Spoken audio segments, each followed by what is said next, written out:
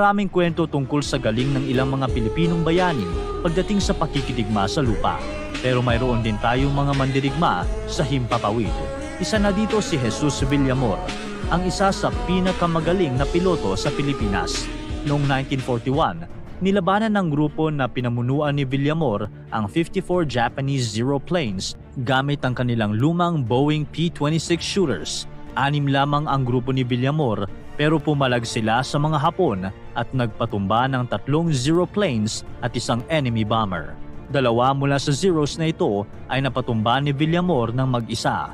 Noong tinanong siya kung paano niya ito nagawa, sinabi lang niya na sa sobrang galit niya sa mga Hapon, nakalimutan niyang matakot.